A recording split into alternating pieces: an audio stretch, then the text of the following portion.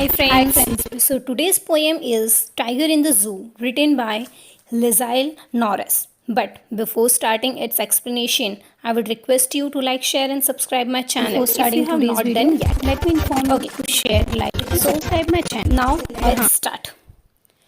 तो टाइटल देखकर आपको ये तो समझ में आ गया होगा that it is all about the tiger. Okay. Before that, just think that how many of you have visited zoo.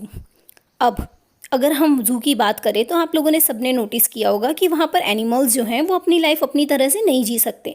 वो लोग कैद में रहते हैं। वो लोगों को हर चीज़ के लिए किसी के ऊपर डिपेंड रहना पड़ता है। उनका प्रॉपर शेड्यूल मेंटेन नहीं होता। Okay, they become very sad. वो बहुत उदास रहते हैं, फ्रस्ट्रेटेड रहते होंगे। ओके, यहाँ पोएट भी इसी चीज़ को पॉइंट आउट कर रहे हैं। तो इस पूरी पोएम में पोएट कंपेयर कर रहे हैं कि at one side tiger in a zoo and the other side tiger in a natural habitat, मतलब forest. Okay, so here starts the first paragraph.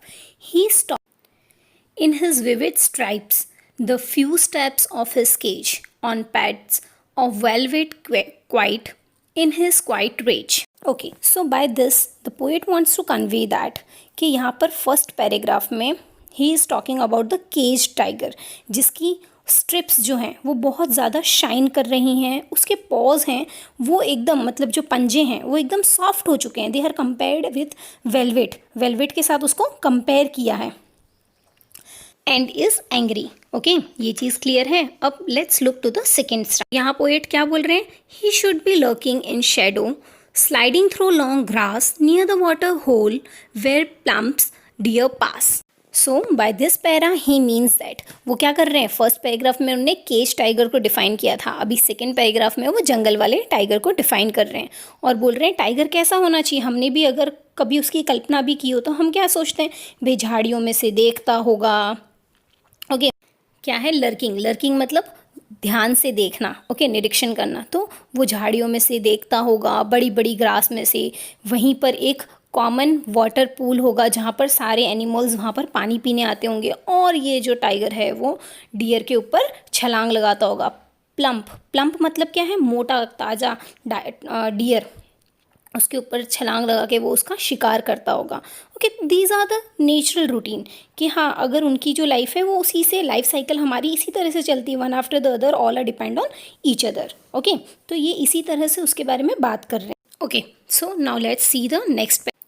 He should be snarling around houses at a jungle's edge, baring his white fangs, his claws, terrorising the village. जैसा कि हम लोग जानते हैं आजकल human beings हर जगह फैल चुके हैं। हर एक जगह पे, हर एक जंगल वाला एरिया, मतलब वो सभी को आजकल रेसिडेंशियल एरियाज़ बना दिए हैं। लोगों ने वहाँ पर घर बना लिए हैं।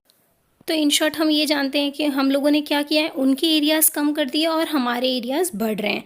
तो वो लोग क्या करेंगे? उन लोगों को हर चीज़ के लिए कहाँ जाना पड़ेगा? वो इंसानों के पास ही आएंगे। Okay, and that's the reason कि वो लोग विलेजेस में हमें देखने मिलता है कि टाइगर विलेजेस के घरों के सराउंडिंग घूम रहे होते हैं। तो why it is so? Because वो सिर्फ वहाँ पर लोगों को डराने आते हैं कि this are are areas, just move away from यर। Okay, and they do so just for fulfilling their requirements. उनकी भी परेशानियाँ होती हैं। Okay, so for all these tiger वैसे भी ऐसा ही होना चाहिए, डराने वाला, ना कि डरने वाला। तो यहाँ उसी चीज़ को फोकस किया है। एक वर्ड यूज़ किया है, बैरिंग। ओके, बैरिंग मतलब क्या होता है? हम देखते हैं कि वो लोग दांत भींच कर और घुर्राते हैं। Okay, so that is explained here. ये चीज़ क्लियर है हमें। Now next paragraph. But he is locked in a concrete cell, his strength behind bars, stacking the length of his cage, ignoring visitors। यहाँ पोएट क्या बोल रहे हैं कि ये जो टाइगर है, जो इतना शक्तिशाली है, इतना बहादुर है, उसकी जो स्ट्रेंथ है वो सारी स्ट्रेंथ कहाँ छुप गई है? ये केज के पीछे। वो चाहे तो अपनी ताकत दिखा सकता है, लेकिन हियर ही इज़ हेल्पलेस। वो कुछ नहीं कर सकता। ओके, इसी टाइगर को अगर हम खुले में छोड़ दें तो सोचो कोई उसके पास तक नहीं जा पाएगा, है ना? और फिर ऐसे टाइगर के पास जाके हम फ़ोटोज़ खिंचवाते हैं और फिर हम बोलते हैं या आई एम ब्रेव। ओके, लेकिन ये सब चीज़ें नहीं है। उसकी जगह क्या है कि रियल में वो टाइगर अपने ऊपर उसका कुछ जोर नहीं है, वो कुछ नहीं कर सकता है, okay, because he is there in the cage. यही हम बाहर देखेंगे तो हम उसका सामना नहीं कर सकते, ओके, एंड दैट्स वाई यर what the tiger is doing, वो अपनी धुन में इतने से एरिया में घूम रहा है और जो भी विजिटर्स हैं उनको इग्नोर कर रहा है, उसको कोई मतलब नहीं है कौन है, क्या है, क्यों है, okay, he is just means he is very sad, वो सिर्फ अपने दुख से दुखी है। Last paragraph, he hears the last voice at night, the patrolling cars, and stares with his brilliant eyes at the brilliant stars. It last में बता रहे हैं कि क्या उसकी हालत है, okay, he is showing about the थोड़ी मर्सी बता रहे हैं टुवर्ड्स द टाइगर, और वो बोलते हैं कि मेरे को मन में आ रहा है, ये मतलब ये टाइगर जो है वो क्या क्या सोचते होंगे, उनको कैसा लगता होगा जब ये लोग नाइट में पेट्रोलिंग के लिए आते हैं। और एक बार पता है ज़ू में हमने देखा होगा कि एक बार नाइट में पेट्रोलिंग के लिए जाते हैं, सब कुछ चेक करने के लिए कि वेदर सब कुछ सही है या कोई इंसान अंदर रह तो नहीं गया, कोई केज तो खुला नहीं रह गया एंड ऑल, ओके। तो जब ये पेट्रोलिंग के लिए आते हैं तो उनकी जो लाइट्स हैं वो सीधी कहाँ पर और रिफ्लेक्ट करती हैं, in the eyes of these animals. और जब ये लाइट उनके ऊपर गिरती है तो उनको कितना बुरा लगता होगा, मतलब उनको कितना हर्ट होता होगा। लेकिन ये क्या है, यहाँ पर क्या बता रहे हैं, उसकी जगह वो बोल रहे हैं कि उनकी ब्रिलियंट आइज़, उनकी आइज़ इतनी शार्प है जो कहीं से भी दूर से भी शिकार देख सकती है। और यहाँ क्या है कि लाइट जो है, जब लाइट उनकी आँखों पर रिफ्लेक्ट कर रही है तो उनकी आँखें शाइन कर रही हैं, दैट सीन इज़ डिक्टेटेड। और इन्हीं खुली आँखों से वो सिर्फ और सिर्फ सपने देख सकते हैं। तो वो लोग उसी समय स्टार्स की तरफ देखते हैं और देखते हुए सोचते होंगे कि हाँ, सिर्फ और सिर्फ ये स्टार्स हैं जो जंगल में भी यही थे और ज़ू में भी हमारे साथ है, बाकी हमारे साथ सब कुछ पूरी तरह से बदल चुका है।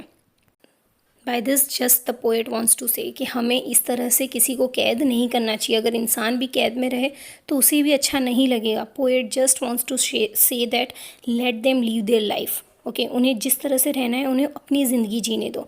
हम अपने एंटरटेनमेंट के लिए, अपने शौक़ के लिए हम उन एनिमल्स को पालते हैं, उन्हें नुकसान पहुंचाते हैं, दैट इज़ वेरी बैड।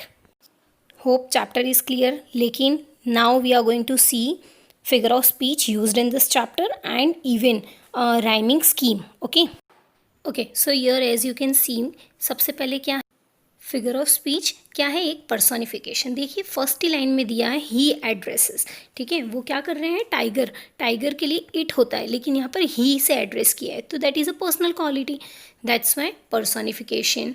फिर देखो आप मेटाफर क्यों है, क्योंकि क्लॉज वाला जो पैराग्राफ है उसमें क्लॉज को स्मूथ बोला है और स्मूथ को किसके साथ कंपेयर किया है, विद द वेलवेट, तो comparison is there, that's why it's metaphor. Then enjambment, आपने कई सारे इसमें ऐसे सेंटेंसेस देखे हैं जिस सेंटेंसेस के अंदर कोई भी पंक्चुएशन मार्क बीच में नहीं है, सीधा फर्स्ट लाइन से स्टार्ट हो रहा है एंड लास्ट लाइन पे वो एंड हो रहा है, ओके। देन आफ्टर ऑक्सीमोन क्यों है, you can see that quiet और रेज दोनों एक ही लाइन में यूज हुआ है, both are opposite word, quiet मतलब शांत, ओके, और रेज मतलब एंगर, गुस्से में, तो ये दोनों चीज़ें एक साथ यूज हुई, तो that's why it's oxymoron. So figure of speech clear है। Now let's see rhyming pattern. तो राइमिंग पैटर्न क्या है यहाँ पर, stripes, cage, quiet, rage, okay, तो cage and rage are same, that's why what's there, ABCB, बीच के दोनों वर्ड्स अलग हैं, तो क्या होगा, स्ट्राइप्स के लिए A, केज के लिए B, क्वाइट के लिए C एंड रेज के लिए अगेन B, तो ABCB is the rhyming pattern used here. Hope you are clear with the chapter. Thank you.